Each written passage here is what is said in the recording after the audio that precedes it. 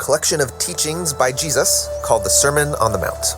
Jesus spent most of his time with the poor and insignificant people of his day, and he claimed that God's rescue of the world was beginning through him and them. What was God rescuing the world from? Well, it's a rescue from the kind of world we've created by our selfishness and our contempt for others that leads to violence, and it's a rescue into communities of wholehearted love and respect. Jesus described this way of life by using an ancient biblical word, righteousness. A righteous person is someone who consistently does right by God and right by others. Jesus said, those who live this way are entering the kingdom of the skies. Okay, but life is messy. In any given situation, how are we even supposed to know what it means to do right by everyone? Yes, that is the question. So remember, Jesus was an Israelite, and the people of Israel had a specific answer to that question that was simple and profound. To do right by God and people, you need to learn God's wisdom. And how do you get God's wisdom? Well, for Israelites, you find God's wisdom by meditating on their scriptures, called the Torah and Prophets. The Torah, that's the first 5 books of the Bible. Right. In Hebrew, Torah means teaching, though it's often translated in our Bibles as the law. But these books aren't just laws. Right. The Torah is a story about God's plan to partner with humans in ruling the world. And when humans ruin that partnership through stupidity and violence, God begins a rescue plan. First, by choosing and then rescuing the Israelites, and then by inviting them into a covenant relationship. Right, the story of Moses on Mount Sinai. That's where they get all these commands to live by. Yeah.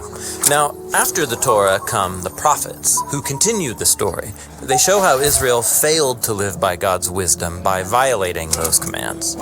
But they also wrote poetry about how that failure was not the end of the story.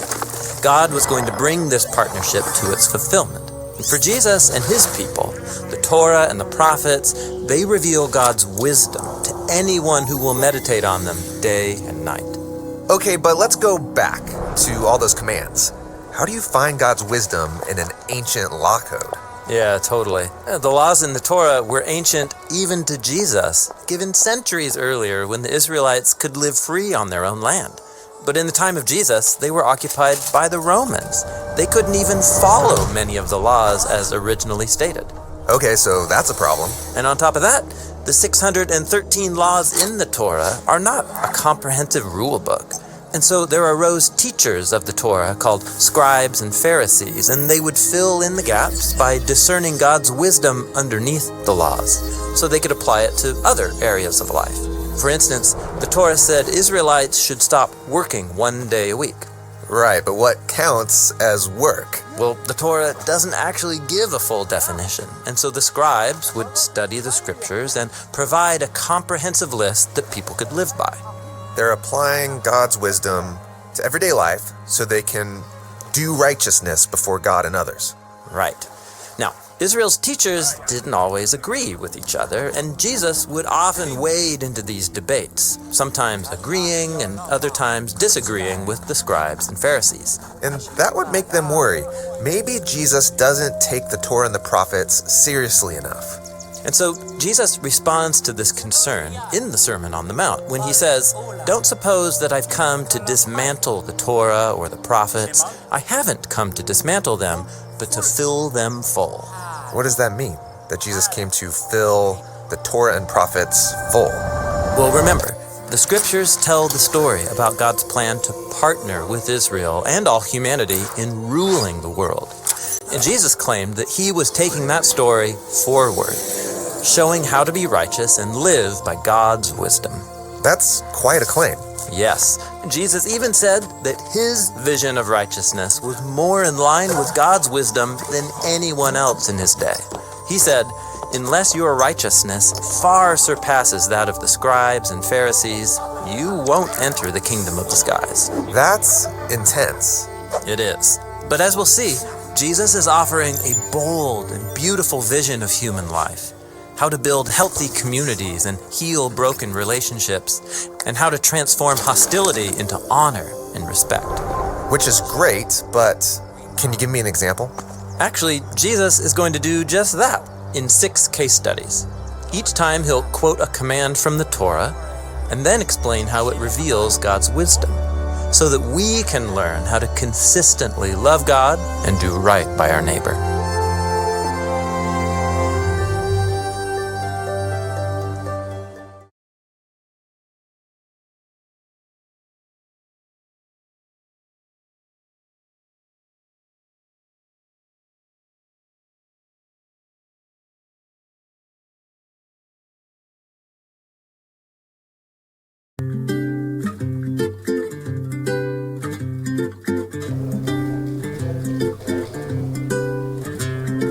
What a friend we have in Jesus, all our sins and griefs to bear. What a privilege to carry everything to God in prayer. Oh, what peace we often forfeit. Oh, what needless pain we bear. All because we do not carry everything to God in prayer.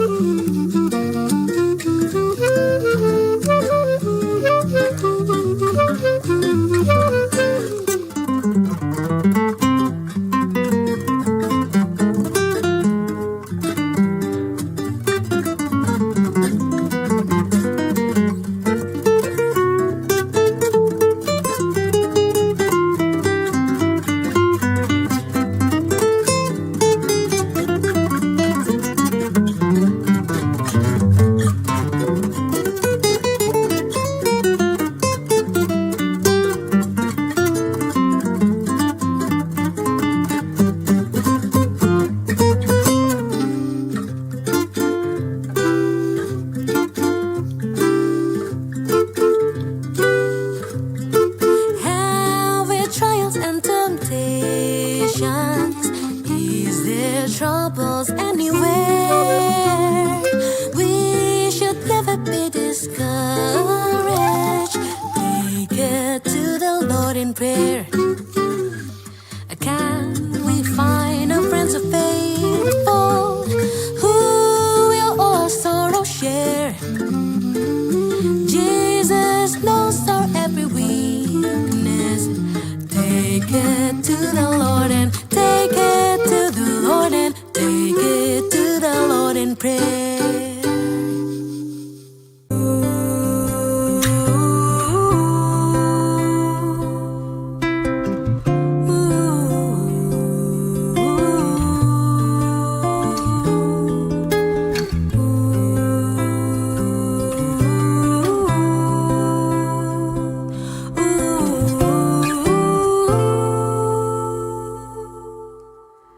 Jika jiwaku berdoa kepadamu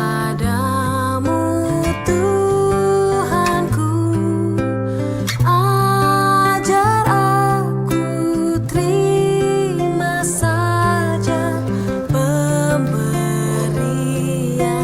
tangan.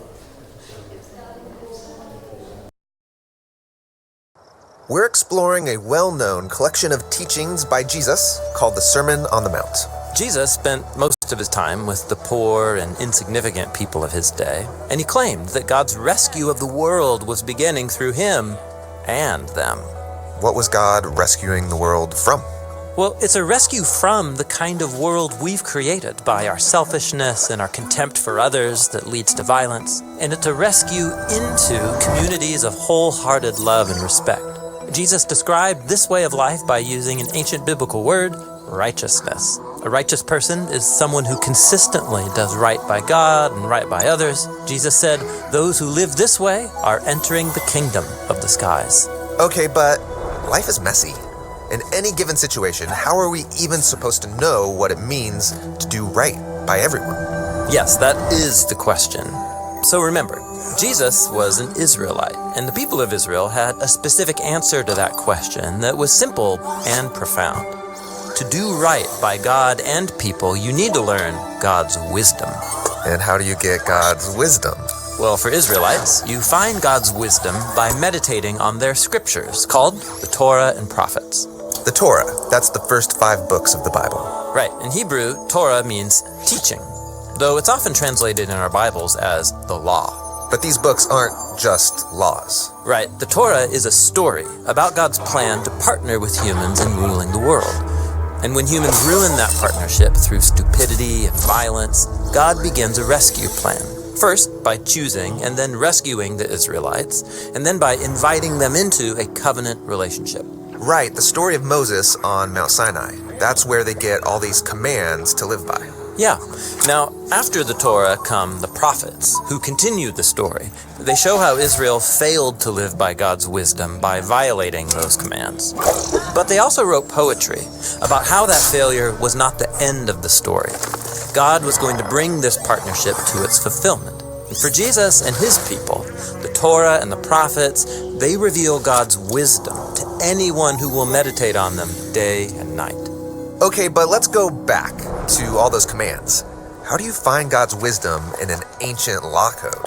Yeah, totally. The laws in the Torah were ancient even to Jesus, given centuries earlier when the Israelites could live free on their own land. But in the time of Jesus, they were occupied by the Romans. They couldn't even follow many of the laws as originally stated. Okay, so that's a problem. And on top of that, the 613 laws in the Torah are not a comprehensive rule book. And so there arose teachers of the Torah called scribes and Pharisees, and they would fill in the gaps by discerning God's wisdom underneath the laws, so they could apply it to other areas of life. For instance, the Torah said Israelites should stop working 1 day a week. Right, but what counts as work? Well, the Torah doesn't actually give a full definition, and so the scribes would study the scriptures and provide a comprehensive list that people could live by. They're applying God's wisdom to everyday life so they can do righteousness before God and others. Right. Now, Israel's teachers didn't always agree with each other, and Jesus would often wade into these debates, sometimes agreeing and other times disagreeing with the scribes and Pharisees. And that would make them worry. Maybe Jesus doesn't take the Torah and the prophets seriously enough. And so Jesus responds to this concern in the Sermon on the Mount when he says, "Don't suppose that I've come to dismantle the Torah or the prophets. I haven't come to dismantle them, but to fill them full." What does that mean? That Jesus came to fill the Torah and prophets full? Well, remember, the scriptures tell the story about God's plan to partner with Israel and all humanity in ruling the world. And Jesus claimed that he was taking that story forward, showing how to be righteous and live by God's wisdom. That's quite a claim. Yes, Jesus even said that his vision of righteousness was more in line with God's wisdom than anyone else in his day. He said, "Unless your righteousness far surpasses that of the scribes and Pharisees, you won't enter the kingdom of the skies." That's intense. It is. But as we'll see, Jesus is offering a bold and beautiful vision of human life. How to build healthy communities and heal broken relationships, and how to transform hostility into honor and respect. Which is great, but can you give me an example? Actually, Jesus is going to do just that in 6 case studies. Each time he'll quote a command from the Torah and then explain how it reveals God's wisdom, so that we can learn how to consistently love God and do right by our neighbor.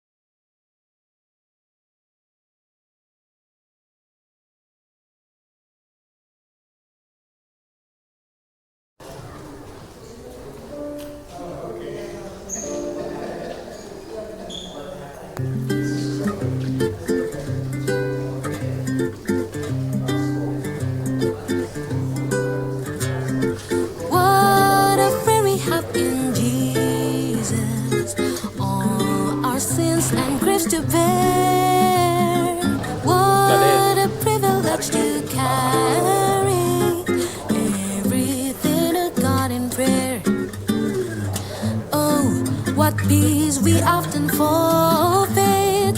Oh, what needless pain we bear, all because we do not carry everything to God in prayer.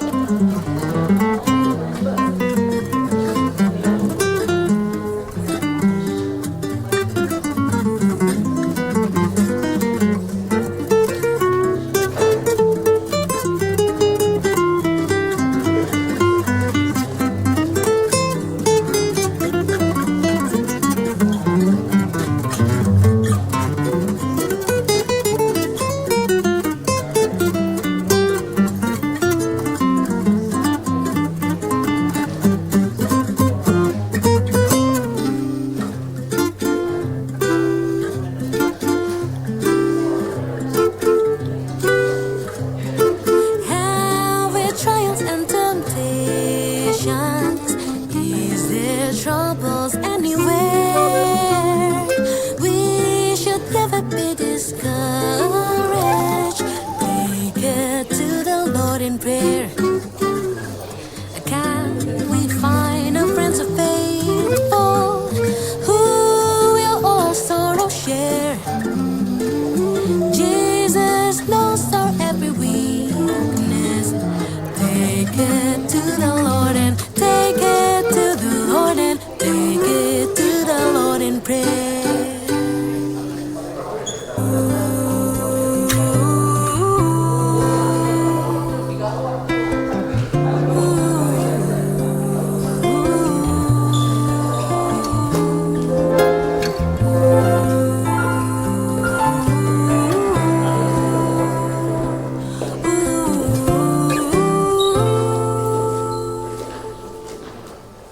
Jika jiwaku berdoa kepadamu Tuhanku, ajar aku terima saja pemberian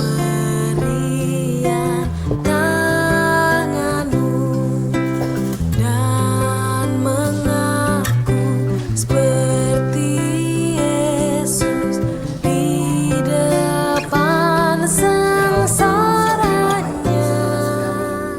Yang dikasihi Tuhan, Jangan kehendakku. mari kita menyambut dengan sukacita dan menyampaikan selamat beribadah kepada seluruh jemaat dalam ibadah hari Minggu ketiga sesudah Pentakosta. Hari Minggu ini kita akan dilayani oleh pembawa firman Bapak Pendeta Petrus Pamuji, Bapak Pendeta Samuel KH dalam hari ini sedang melaksanakan tugas pelayanan ke Jemaat Gereja Immanuel Indonesian Presbyterian Church. Kiranya ibadah yang kita lakukan saat ini berkenan di hadapan Tuhan dan kita semua diberkati oleh-Nya. Mari kita bangkit berdiri. Kita bersyukur atas kesetiaan Tuhan dalam perjalanan kehidupan kita dengan menyanyi dari pelengkap Kidung Jemaat nomor 2, Mulia, Mulia namanya.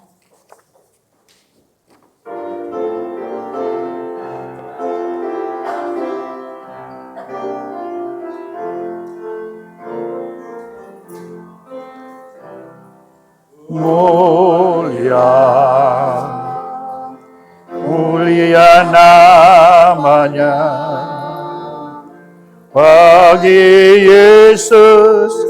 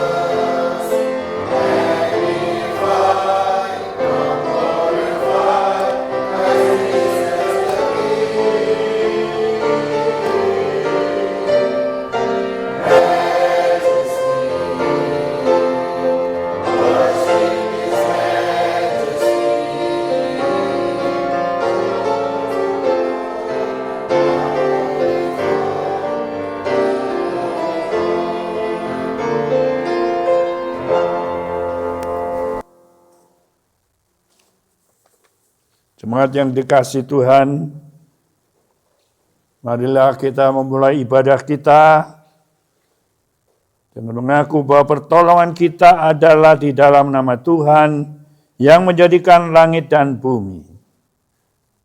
Amin. Amin.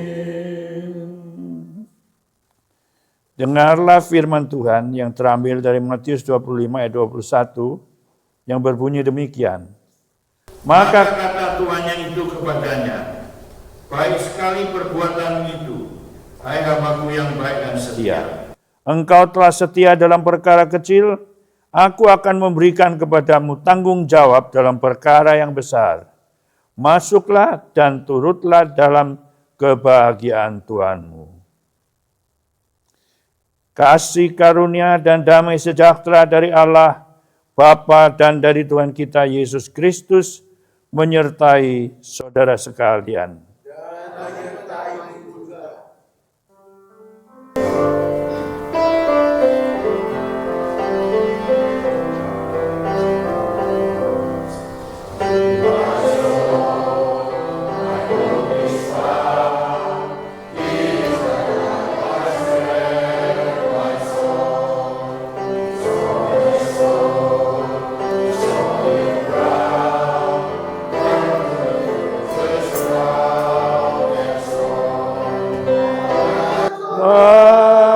Abundance of peace.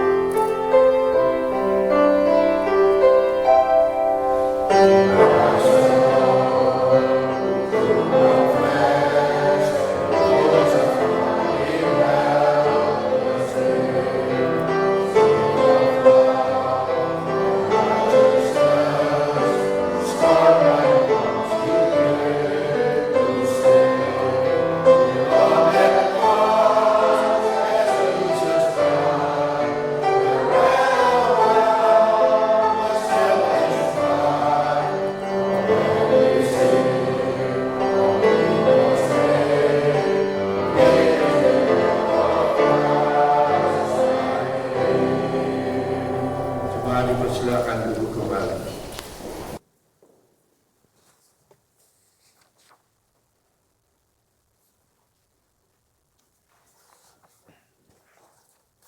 Let's pray. Merciful God, we are grateful for the inclusion of your care that we continue to experience in this life. Today we come to worship and praise your holy name. We confess that we have sinned against you in thought, word, and deed by what we have done and by what we have left undone. We have not loved you with our whole heart. We have not loved our neighbors as ourselves. We are truly sorry and we humble repent. For the sake of your Son, Jesus Christ, have mercy on us and forgive us, that we may delight in your will and walk in your ways. To the glory of your name, amin. Kita akan nyanyikan Kidung Jemaat 27, Meski Tak Layak Diriku.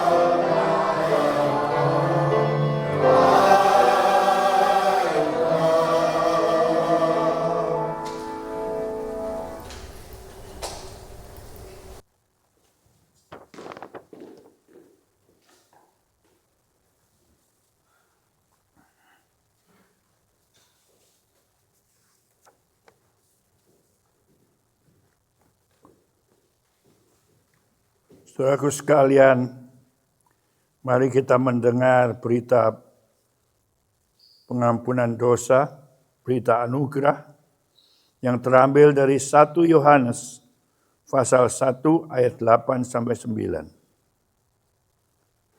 Yang berbunyi, jika kita berkata bahwa kita tidak berdosa, maka kita menipu diri kita sendiri.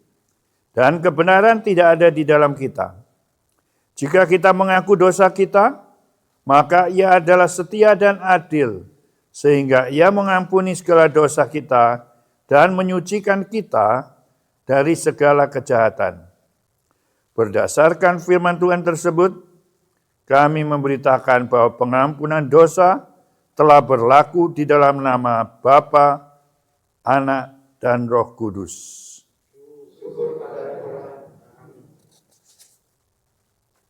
Kita sambut dengan 1000 Hallelujahs.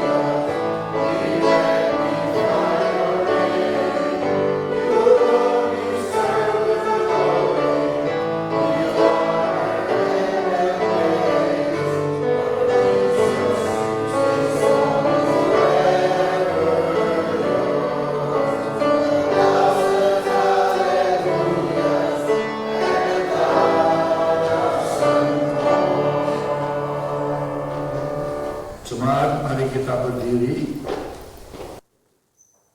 mendengar amanat hidup baru sebagaimana yang tertulis di dalam Kolose pasal 3 ayat 15 sampai 17 yang berbunyi, hendaklah damai sejahtera Kristus memerintah dalam hatimu, karena untuk itulah kamu telah dipanggil menjadi satu tubuh. Dan bersyukurlah. Hendaklah perkataan Kristus diam di dalam segala kekayaannya di antara kamu, sehingga kamu dengan segala hikmat mengajar dan menegur seorang akan yang lain, sambil menyanyikan mazmur dan puji-pujian dan nyanyian rohani, kamu bersyukur kepada Allah yang di dalam hatimu. Dan segala sesuatu yang kamu lakukan dengan perkataan atau perbuatan, lakukanlah semuanya itu di dalam nama Tuhan Yesus, sambil mengucap syukur oleh Dia kepada Allah Bapa kita. Demikianlah amanat hidup baru. Kiranya Roh Kudus menolong kita mewujudkan kemuliaan Allah dalam hidup kita dan di seluruh dunia.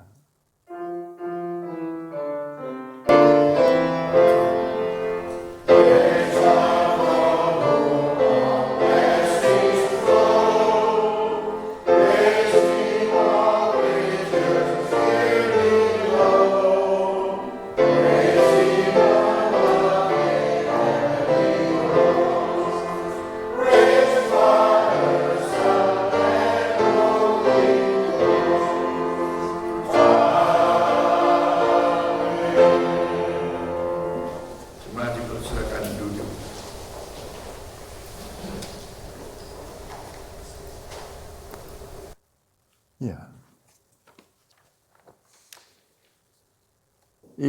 Kaum ibu akan menyampaikan pujian kepada Allah. Saya persilakan ibu-ibu tampil ke depan untuk memuji Tuhan.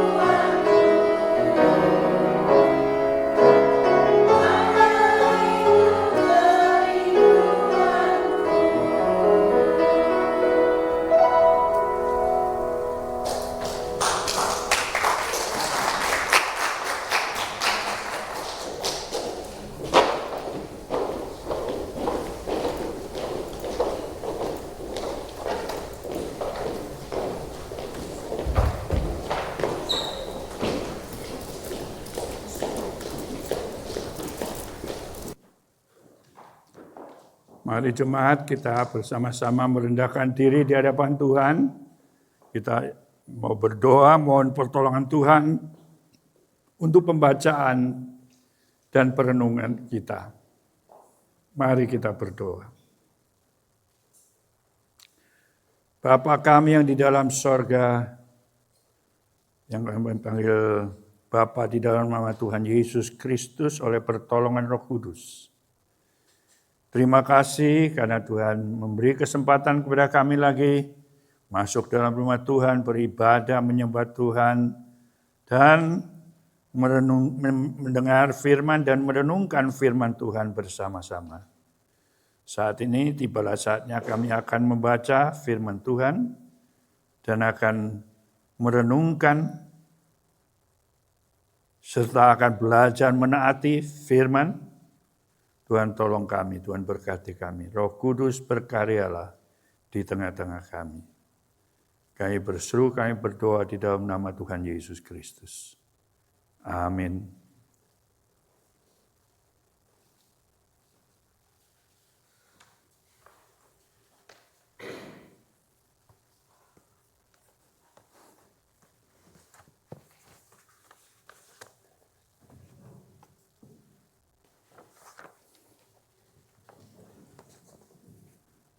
Our scripture text for today is taken from Kisah Para Rasul 18 ayat 24 sampai 28 yang menyatakan,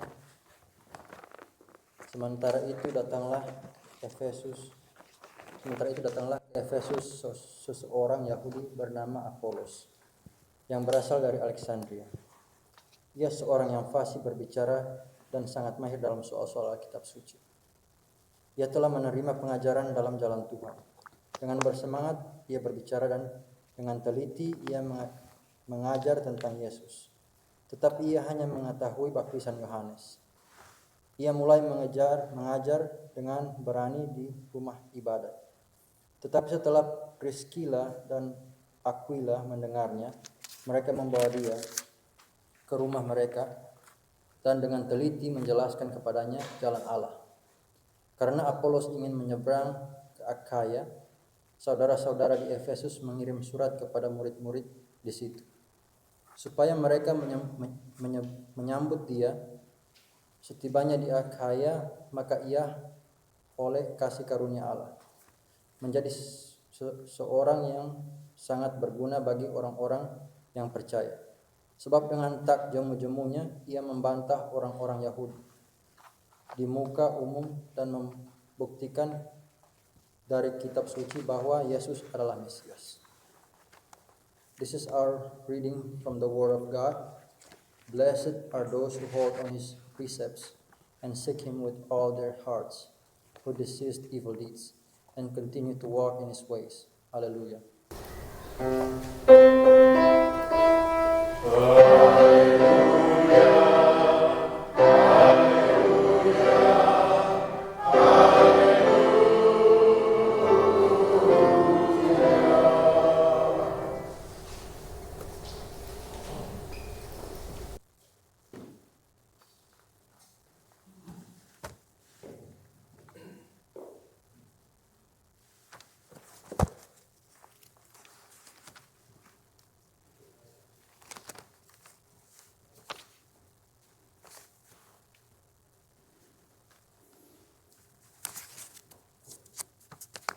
Saudara sekalian, saya mau ngajak kita nyanyi I have decided to follow Jesus.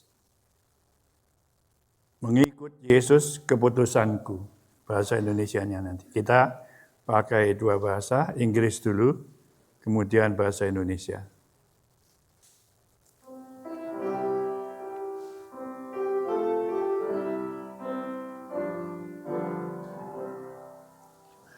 I have decided to follow Jesus. I have decided to follow Jesus. I have decided to follow Jesus. No turning back, no turning back. Kitab verse berikutnya adalah though no one follow, I still will follow. Though no one follow, I still will follow. Though no one follow, I still will follow. Though no one follow, I still will follow. Though no one swallow, I still will follow. No turning back, no turning back. Mengikut Yesus keputusanku. Mengikut Yesus keputusanku. Mengikut Yesus keputusanku. Ku tak ingkar, ku tak ingkar. Biar sendiri, biar sendiri, ku tetap ikut. Biar sendiri, ku tetap ikut. Biar sendiri, ku tetap ikut. Ku tak ingkar, ku tak ingkar. Saudaraku sekalian, tema kita hari ini ialah murid atau hamba yang setia. Bacaan firman sudah dibaca, kita tidak mengulang membaca lagi dari situ. Saya ajak saudara tetap membuka Alkitab saudara. Kita ikuti sambil saya menguraikan hal-hal yang penting yang berkenaan dengan hamba atau murid yang setia ini. Nah, saudara, pembacaan kita tadi berkenaan dengan dua orang. Satu, Paulus tentunya. Satu lagi, Apolos. Nah, fokusnya di sini adalah pada Apolos. Seorang murid, seorang hamba yang setia tadi. Coba kita perhatikan satu persatu soal Apolos ini, saudara. Apolos adalah seorang pemimpin yang dihormati. Dia adalah sama seperti Paulus, seorang pemberita Injil. Dan dia juga seorang orator yang ulung, yang hebat. Ya, kalau zaman modern orator yang hebat, Billy Graham. Seorang pengkhotbah yang sangat hebat, tidak panjang-panjang tapi mantap. Orang yang mendengar, dia sekali bilang, nyanyiannya ini tadi, I've decided to follow Jesus. Kemudian dia bilang, come. Maju semua orang, saudara. Ratusan orang menyerahkan diri untuk percaya kepada Yesus. Dan hasil dari pekerjaan Billy Graham sampai sekarang orang-orang yang dulu percaya karena gospel campaign dari Billy Graham itu sampai sekarang masih ada. Masih setia mengikut Tuhan. Nah, saudara, jadi kita coba melihat si Apolos ini tadi. Ya. Disebutkan di dalam Alkitab ayat 24 bahwa Apolos itu seorang Yahudi. Jadi latar belakang dia adalah Yahudi. Yang kalau kita tahu, Yahudi itu ajarannya ketat. Yang menjadi pengikut agama Yahudi tidak bakal sembrono disuruh mengikut jalan-jalan pengajaran lain. Pengajarannya ketat, kenceng, lurus. Itulah pengajaran dari Yahudi. Dan Apolos adalah latar belakangnya Yahudi. Jadi tentunya dia juga mengikuti secara ketat, khususnya pada saat itu Perjanjian Lama yang mengajarkan banyak syarat-syarat, banyak hukum-hukum. Dan semuanya itu diikuti secara ketat oleh Apolos. Nah kalau kita sampai titik ini, kita bilang kurang apa Paulus? Enggak ada. Nyari sempurna dia menjadi orang mengikut Tuhan. Meskipun dia mengikuti Taurat Perjanjian Lama. Tapi dia setia berpegang pada Taurat, berpegang pada firman. Dan dia adalah orang yang lurus. Dia berasal dari Alexandria.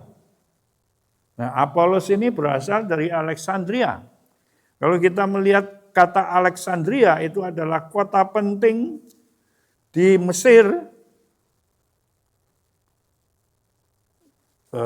Ada nama lain, saya agak kurang ingat nama kota Alexandria itu. Di situ pusat intelektual pada zaman itu, Alexandria. Kalau ada yang tahu nama lain Alexandria, boleh ditolong saya. Saya tahu-tahu hilang, sudah lama nggak dipakai. Alexandria. Itu kota di utara Mesir, adalah pusat intelektualitas pada zaman itu. Alexandria. Dan nggak usah diingat lah. Yang penting tahu Alexandrianya. Dari Alexandria si Apolos, pusat intelektual. Banyak dia berhubungan dengan kaum intelek Mesir, karena Alexandria itu di utara Mesir. Di Mesir itu banyak orang-orang pandai, intelektual. Dan si Apolos banyak berhubungan dengan orang-orang intelek dari Mesir itu tadi. Dia paham sekali dengan ajaran Yahudi, Yudaisme.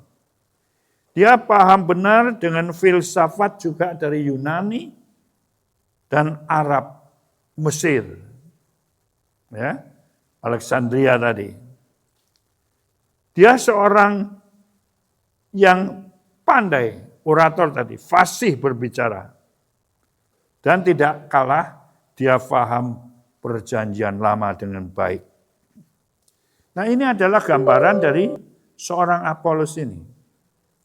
Orang yang nyari sempurna ini saya sebutkan sebagai seorang hamba, seorang murid yang rendah hati, yang setia, yang mau menurut.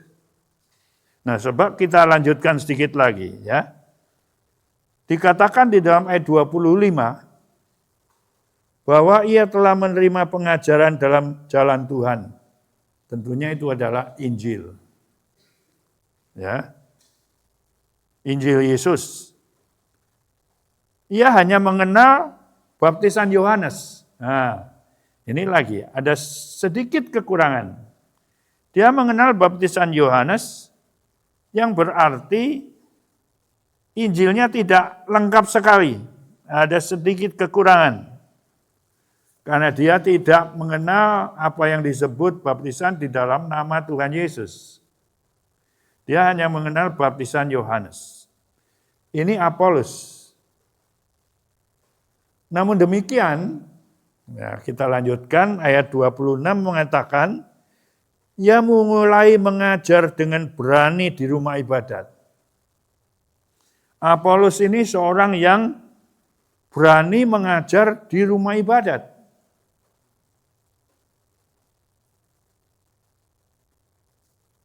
Dia sendiri sebetulnya bukan seorang imam, bukan seorang nabi, hanya dia orator, pandai berbicara, dia berani mengajar. Waktu itu ada sepasang suami istri, Priscilla dan Aquila mendengar Apolos. Disebutkan di dalam ayat 26. Priscilla dan Aquila mendengarnya, mereka membawa dia ke rumah mereka dan dengan teliti menjelaskan kepadanya jalan Allah. Priscilla dan Aquila adalah murid-murid Paulus. Dia menjadi Kristen karena penginjilan dari Paulus. Lalu Priscilla dan Aquila menjadikan rumahnya tempat beribadah, juga tempat memberitakan Injil. Nah, ini si Apolos dibawa oleh Priscilla ke rumahnya. Itu disebutkan di dalam ayat 26. Mereka membawa dia ke rumah mereka dan dengan teliti menjelaskan kepadanya jalan Allah. Lalu disitulah Apolos yang sudah hebat ini diajari oleh sepasang suami istri Aquila dan Priscilla tentang jalan Allah yang sempurna, Injil Yesus Kristus yang lengkap. Dan dikatakan Apolos mau dibawa ke rumahnya.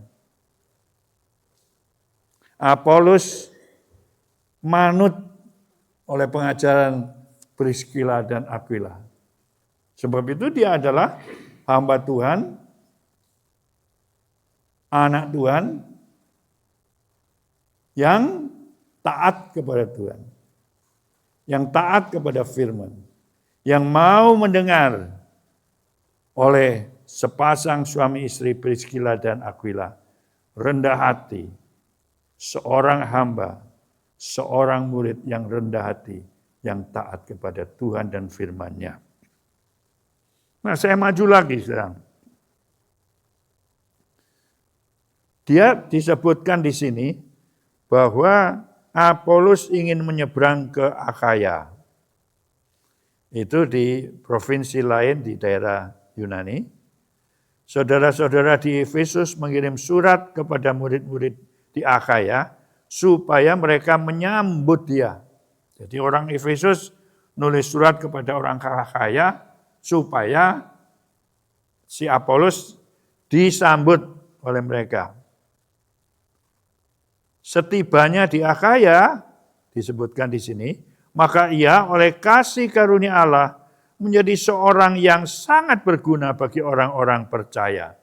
Nah, di sini mulai muncullah dia. Tadi dikatakan dia hanya seorang yang mau taat, menurut dan sebagainya. Di sini disebutkan dia menjadi seorang yang sangat berguna bagi orang-orang percaya. Jadi Apolos dijadikan oleh Tuhan seorang yang sangat berguna untuk orang-orang percaya, untuk orang-orang Kristen di Akhaya tadi. Nah, saudara coba perhatikan perubahan yang terjadi. Ya.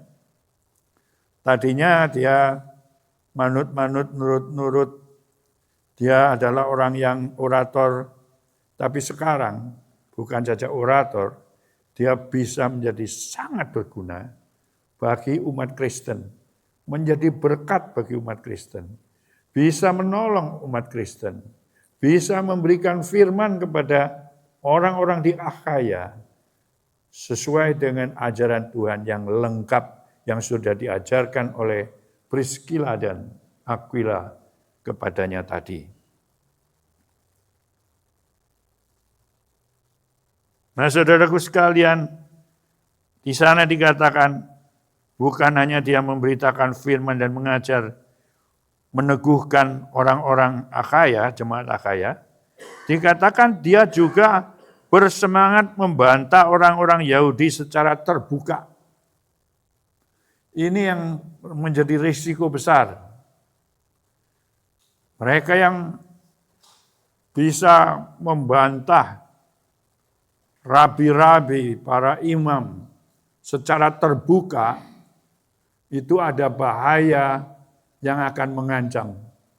Karena rabi-rabi dan imam-imam tidak segan-segan menyuruh orang membunuh orang-orang yang berani melawan mereka. Tapi si Apolos sudah berani menanggung risiko apapun juga. Tidak takut apa-apa, Dia terus dengan berani melakukan bantahan, debat terbuka dengan orang-orang Yahudi di Akhaya.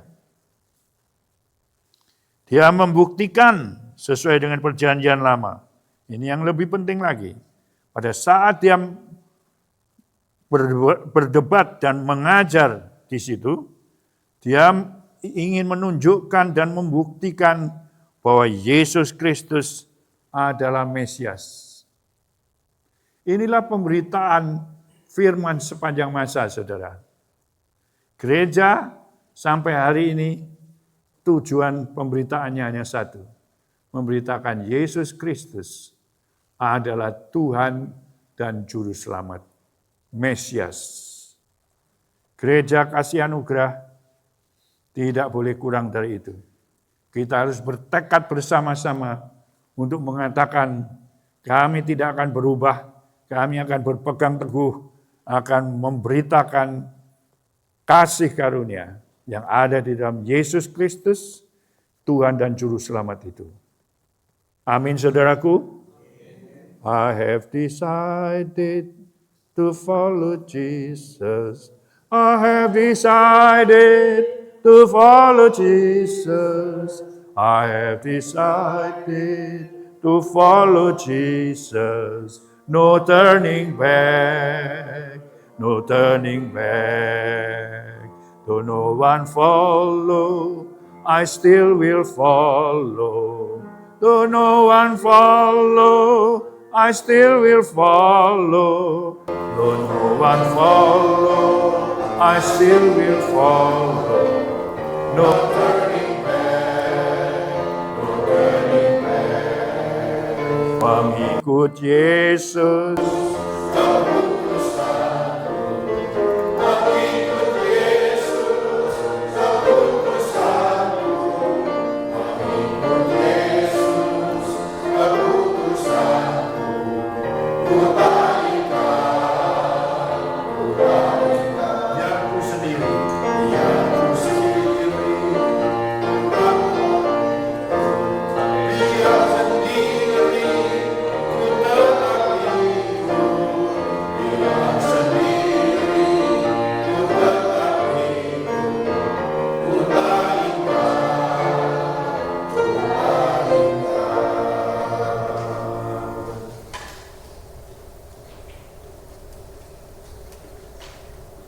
Kita sambut dengan siapa yang berpegang.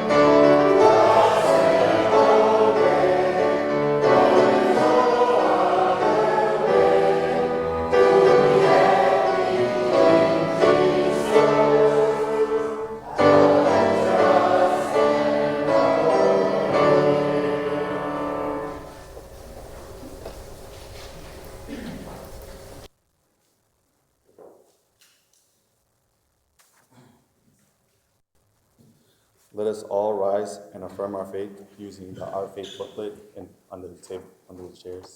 Find it and turn to page 13.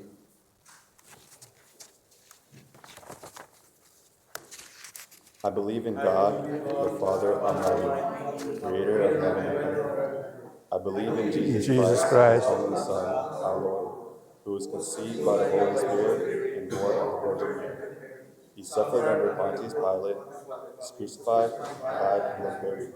He descended to hell. The third day he rose again from the dead. He ascended to heaven, and is seated at the right hand of God, the Father Almighty. From there he will come to judge the living and the dead.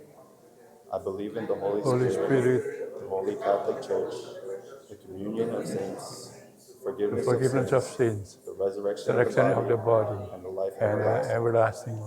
Amen. Please be seated.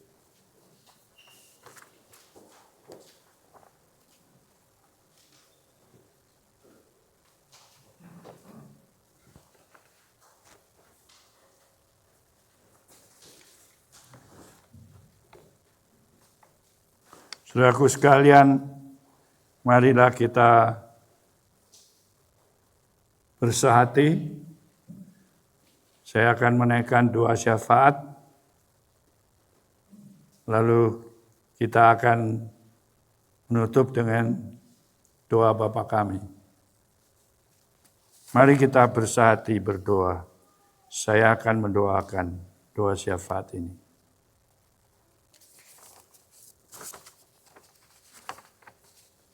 Bapa kami yang di dalam sorga, sebagaimana Tuhan mengajar kami, memberi contoh kepada kami untuk berdoa syafaat, untuk mendoakan orang lain, untuk mendoakan jemaat, untuk mendoakan orang-orang lain di luar kumpulan kami sendiri. Kami bersyukur karena Tuhan mengizinkan kami menjadi pendoa-pendoa syafaat. Saat ini kami akan mendoakan beberapa hal. Yang pertama-tama kami berdoa untuk kesembuhan mereka-mereka yang dalam keadaan lemah tubuh dan sakit. Kami sebut Bapak Bujo Tahalele, Bapak Roli Sakul, Bapak Richard Monteverde, Pendeta Tony Thanos, Ibu Alma Utoyo, Ibu Basyo Engelen, Mr. Roy Jones, Ibu Lily Huwai. Apapun juga kelemahan tubuh dan sakit mereka, kami mohon Tuhan jamah mereka. Karena Tuhan adalah Maha Kuasa. Dan Tuhan adalah tabib di atas segala tabib. Tuhan jamah, Tuhan sembuhkan, dan Tuhan pulihkan kembali. Mereka menjadi sehat lagi. Saat ini kami juga berdoa untuk mereka yang berulang tahun. Kami ingat akan Saudara Chandra Manurung, Bapak Heri Napitupulu, Saudara Yusufin Sinaga. Bertambahnya usia mereka membuktikan kesetiaan Tuhan, memelihara mereka dalam hidup mereka. Tolonglah mereka dengan bertambahnya usia, Tuhan jadikan mereka sekali lagi berkat bagi banyak orang lain. Tuhan berkati juga pribadi-pribadi mereka, keluarga mereka, sehingga mereka terus mengalami kebaikan Tuhan, dan nama Tuhan dipermuliakan melalui kehidupan mereka. Kami juga berdoa bagi mereka yang bersuka cita, keluarga Monteverde Roti, dengan kelahiran cucu pertama mereka, Joshua Langi dan Mary Kojongkan, dengan kelahiran anak pertama mereka, Ethan Langi.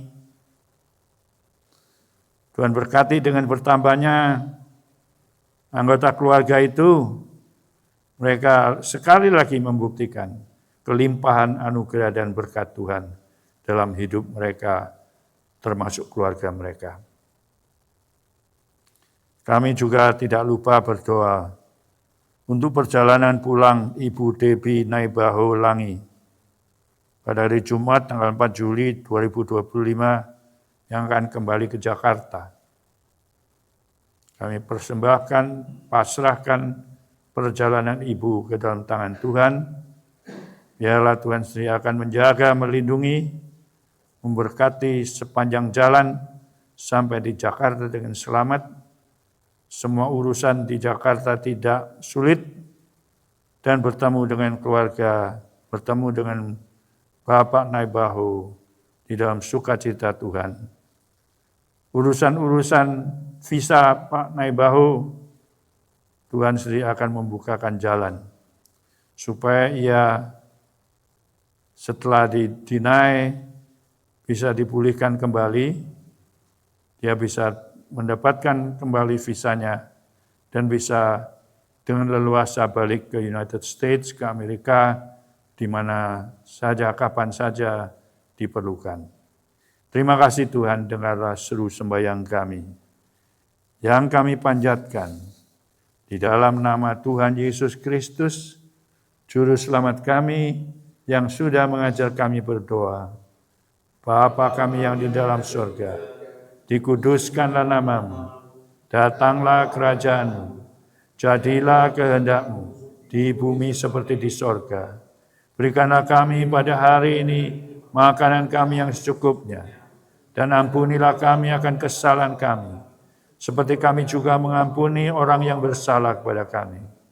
Dan janganlah membawa kami ke dalam pencobaan, tetapi lepaskanlah kami daripada yang jahat, karena Engkaulah yang punya kerajaan, dan kuasa, dan kemuliaan, sampai selama-lamanya. Amin.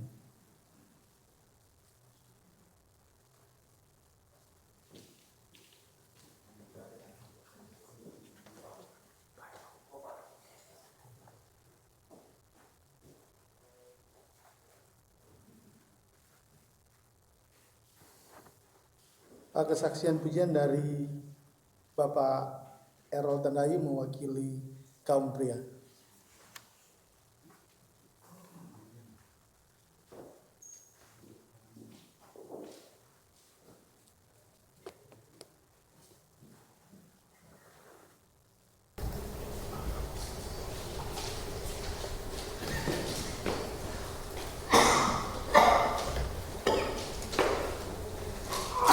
Shalom.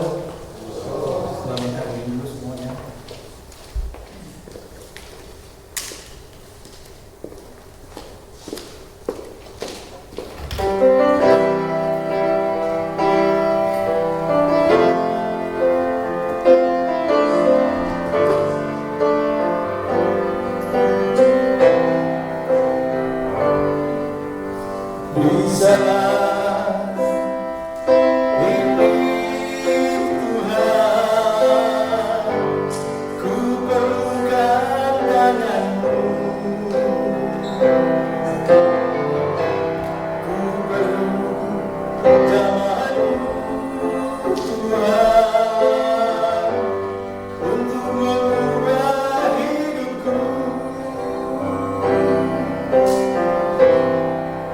Ajarilah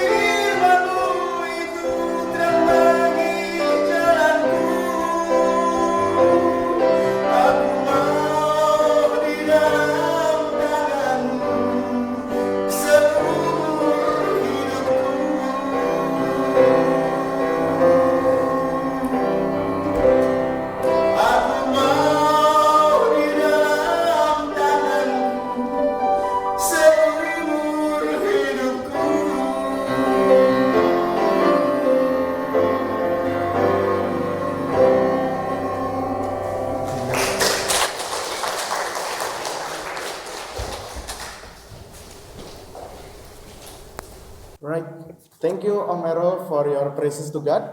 So right now, let us give thanks to the Lord by giving offerings to Him. Listen to the Bible text that taken from 2 Corinthians 8 verses 12, which says, "For if the willingness is there, the gift is acceptable according to what one has, not according to what one does not have." God bless you and your offerings. Let us sing from Kidung Jemaat 363, Bagi Yesus Kuserahkan. And then we'll sing it in the phrase 2.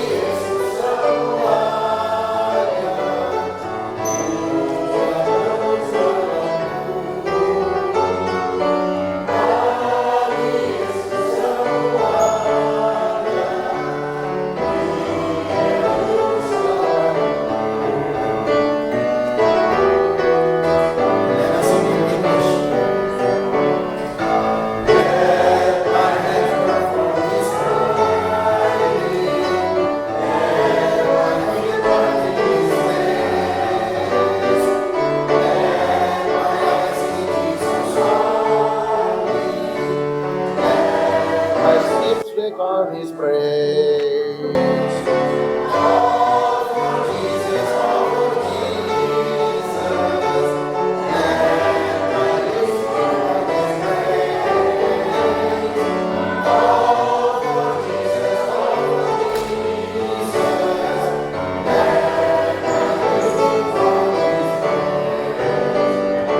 Verse 3. Gracious God, everything we have comes from you. We bring our gifts in gratitude, returning a portion of what you have given us. Use these gifts and use us for the building of your kingdom and the glory of your name. Through Jesus Christ our Lord. Amen. Amen.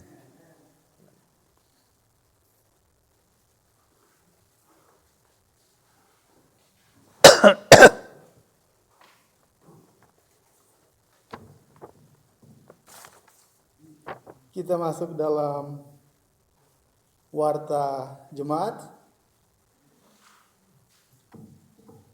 Majelis dan jemaat GK mengucapkan banyak terima kasih kepada Bapak Pendeta Petrus Pamuji yang telah melayani ibadah sore hari ini. Tuhan Yesus memberkati Bapak Pendeta Petrus dan keluarga. Terima kasih Bapak Pendeta. Dan juga pianis kita pada sore hari ini, Bapak Ulung yang telah melayani kita pada sore hari ini. Tuhan Yesus memberkati.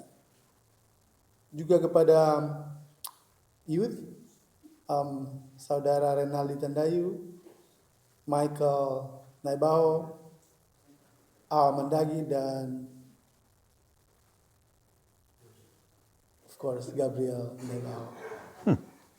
Terima kasih atas pelayanannya. Tuhan Yesus memberkati.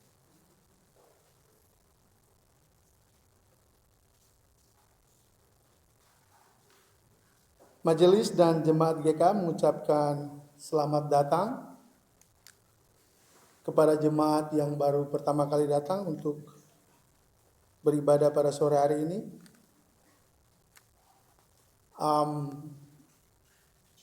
Bapak Richard Masih, terima kasih sudah beribadah bersama GKA. Muka-muka lama tapi sudah lama tidak beribadah, terima kasih. Dan juga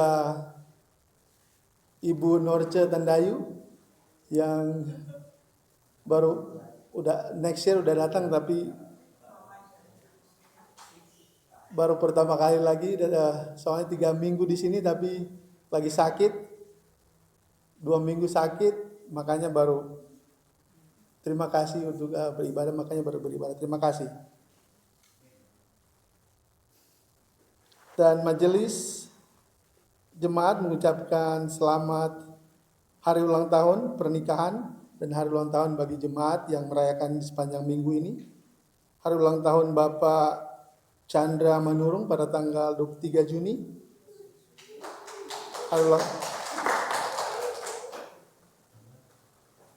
Bapak Harina Pitupulu dan Josephine Sinaga, anak dari Bapak Ade dan Ibu Cynthia Sinaga.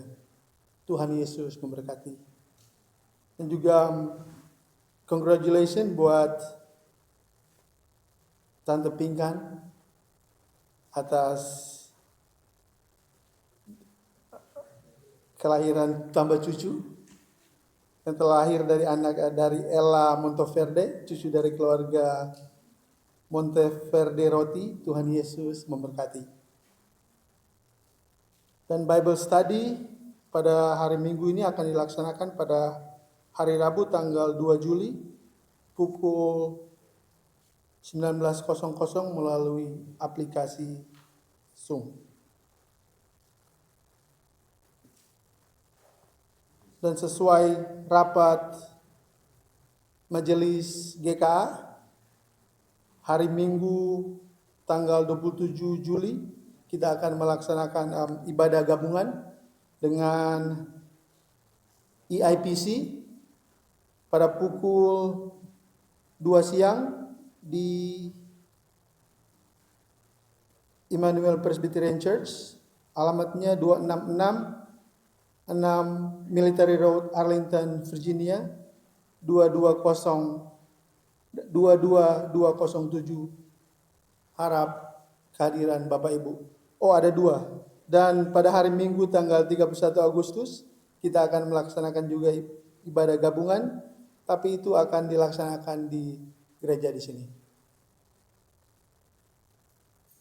Dan apabila ada anggota jemaat yang membutuhkan pelayanan doa, kunjungan atau counseling, harap menghubungi majelis jemaat atau Bapak Pendeta.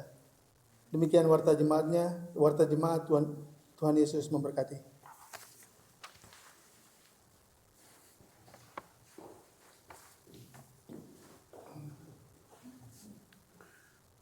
Jemaat Tuhan, marilah kita berdiri. Kini lanjutkanlah perjalanan hidup ini dengan penuh damai sejahtera dan jadilah pelaku firman Tuhan di dalam kehidupanmu dimanapun Tuhan mengutus kita. Kita sambut dengan berkumandang suara dari seberang.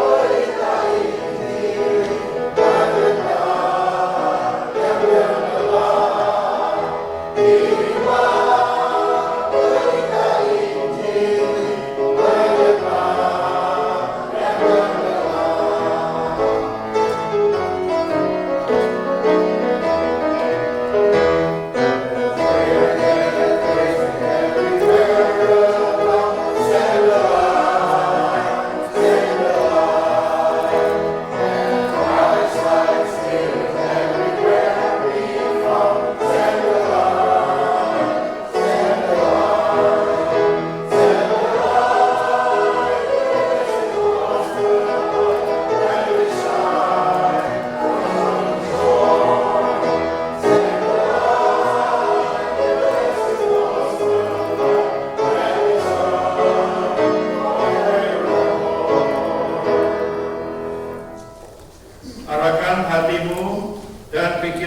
kepada Tuhan dan terimalah berkat-Nya. Kasih karunia dan damai sejahtera yang berasal dari Tuhan Yesus Kristus, yang telah mati dan yang telah bangkit kembali, yang telah menang dan yang senantiasa menang. Kasih yang ajaib dari Allah Bapa yang kekal, yang tidak pernah berubah. Persekutuan urapan kuat kuasa dan sukacita yang sejati dari Roh Kudus menyertai saudara-saudara sekalian, memenuhi hatimu sekalian, bahkan mengalir dengan limpahnya di dalam dan melalui hidupmu sekalian, bagaikan aliran air hidup, sekarang seterusnya bahkan sampai selama-lamanya. Amin.